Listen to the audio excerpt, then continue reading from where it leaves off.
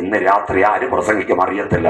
ദൈവാത്മാവ് അവന്റെ കർണപുടത്തിൽ പറഞ്ഞു, നീ ചെല്ല്, ഷൂ പൊരെ 14 വർഷമായി ഒരുവൻ ഷൂ തുടച്ച് കിടപ്പുണ്ട്, ഇന്ന് രാത്രി അവൻ സ്റ്റേജിനകത്ത് കയറ്റുന്നു. ഓടിച്ചെന്നു ചോദിച്ചൊരു കാര്യമുണ്ട്. സാമുവേൽ പറഞ്ഞു, ഇന്ന് രാത്രി നീ സ്റ്റേജിൽ പ്രസംഗിക്കും. ആ ചെറുപ്പക്കാരൻ കയ്യിരുന്ന ബൈബിൾ എടുത്ത് അവിടെ കരഞ്ഞെന്നാ പറയുന്നത്. എന്റെ പ്രാർത്ഥനയുടെ മറുപടി വന്നു. അവന്റെ താടി മുടിയെല്ലാം വെട്ടി അന്ന് രാത്രി ലണ്ടനിലകത്ത് അവൻ പ്രസംഗിച്ചു. 3000 പേർ രക്ഷപ്പെട്ടു. പിറ്റേന്ന് ഭയങ്കര കൺവെൻഷൻ, ജനം അവിടെ പെരുകി, വലിയ ഉണർവ്. ആശീർവാദം അന്ന് കടശി യോഗം. ആശീർവാദം തീരുമ്പോൾ വില്യം ബൂത്ത് എഴുന്നേറ്റ് പറഞ്ഞു, ഐ റിസൈൻ മൈ പോസ്റ്റ്. ഇന്ന് രാത്രി എന്റെ പദവി ഞാൻ രാജിവെക്കുക. നാളെ ആരാ നമ്മുടെ ചർച്ചിനെ നയിക്കുന്നത്?